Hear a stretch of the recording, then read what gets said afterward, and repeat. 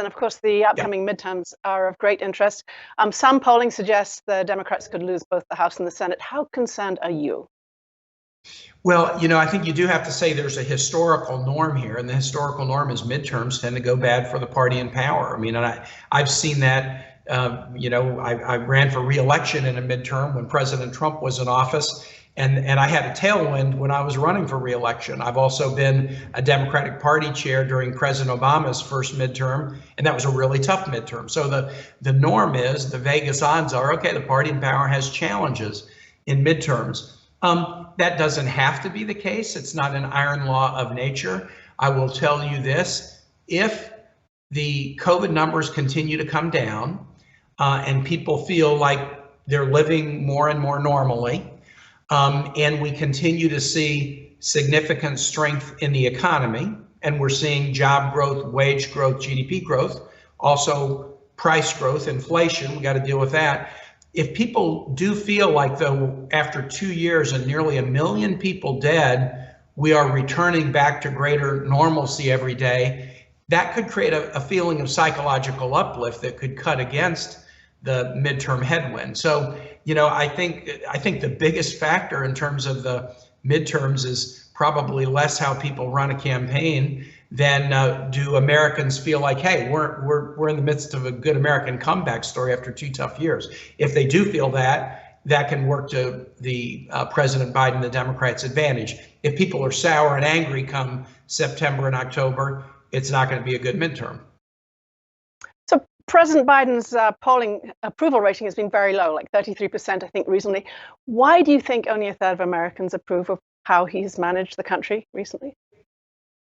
I'm sure there's a lot of factors, and I'm an expert on Virginia, not necessarily on everywhere, but I still think an awful lot of it is just this hangover of, this has been the 2 toughest years. I'm 64, 2 toughest years in some ways for our country during my 64 years. If you had told us, Francis, in March of 2020, when COVID really started to hit, or in February, that 1 million Americans would die in 2 years, I think virtually everybody would have said, there's no way that's going to happen. There's no way that's going to happen. And yet we'll pass 1 million deaths here probably within the next week or so.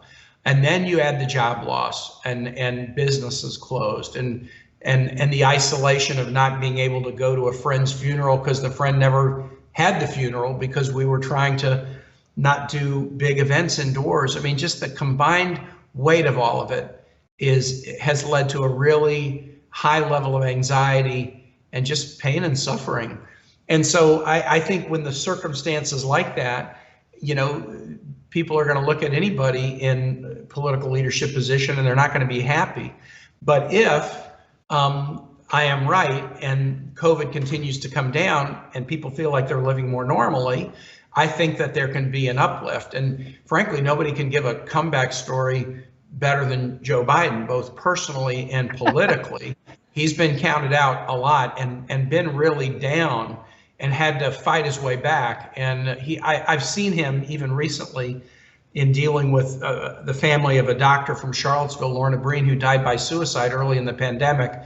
We got a bill passed in her honor to try to make sure our healthcare workers are getting the mental health resources they need. And I just saw Joe Biden, the man, deal with that family in a way that, hey, look, it's a painful time, but we don't have to be defined by our pain. We can be defined by what we're doing to make life better for others. And so I wouldn't count Joe Biden out between now and November in terms of his being able to tell that comeback story if what I'm predicting about health stats going forward turns out to be true.